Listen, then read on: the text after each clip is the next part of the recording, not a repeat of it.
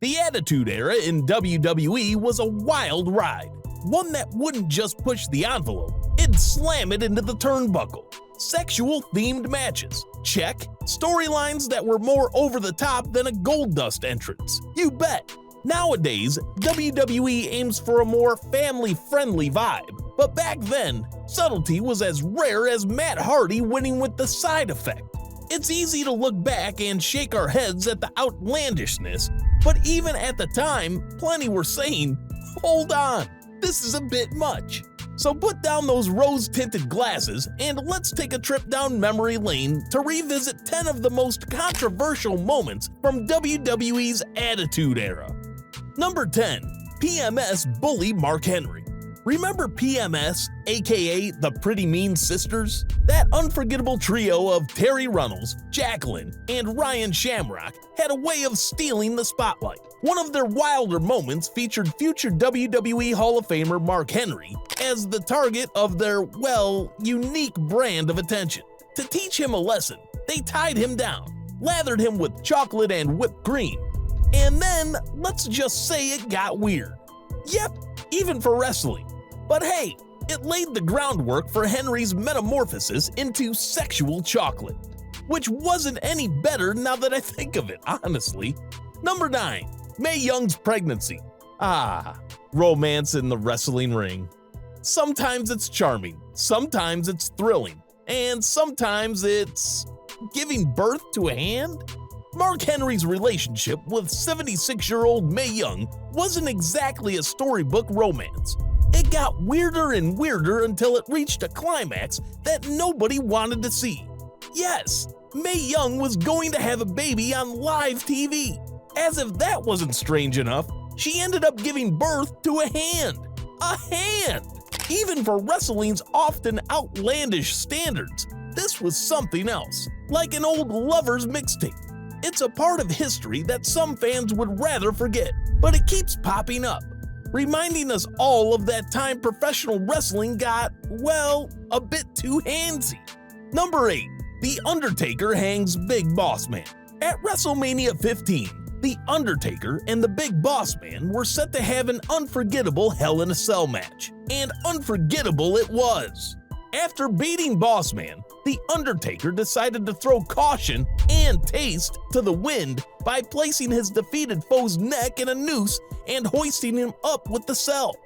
Even for the no-holds-barred Attitude Era, this was a leap into the uncomfortable. It was a moment that made fans and critics both feel a bit uneasy. Number 7.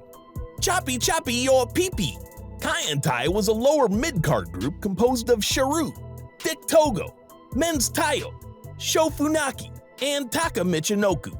Now, during their feud with Val Venus, the moonlightning adult film star wrestler Yamaguchi-san, their manager, discovered Venus in a compromising video with his wife, aka Michinoku's sister, and let's just say he wasn't keen on autographing it. In a plot twist only wrestling could provide, Yamaguchi stormed the ring with salami and a sword, hacking away while yelling, "I choppy your pee-pee!"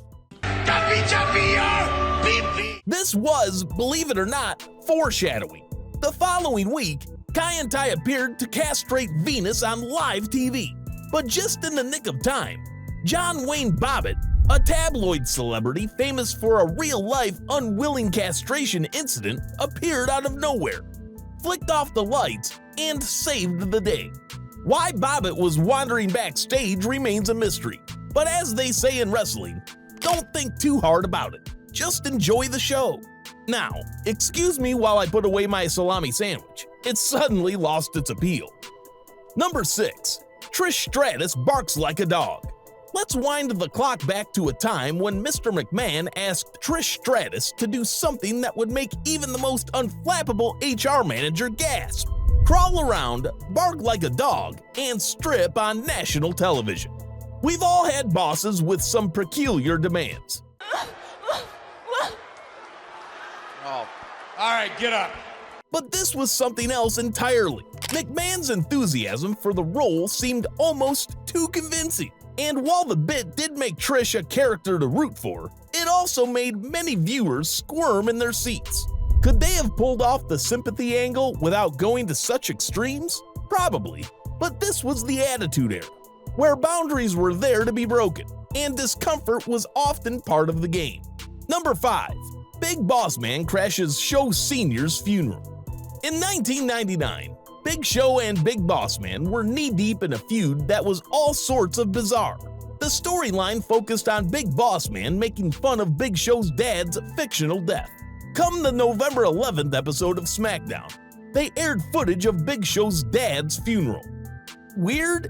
Absolutely. But it got weirder. Big Boss Man showed up to crash the event.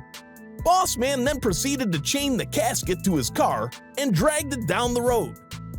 Big Show, in a desperate attempt to stop him, tried to hang on and ended up being dragged along too.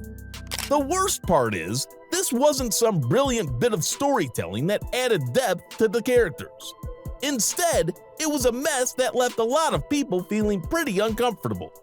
In fact, the whole segment and feud were so poorly received that it actually won a Worst Feud award from the Wrestling Observer's newsletter. And as if that wasn't enough, Bruce Pritchard spilled the beans on the Something to Wrestle podcast that they filmed this whole mess in a real cemetery, with real services going on. And they wrecked the whole place before taking off. Number 4. Dog for dinner?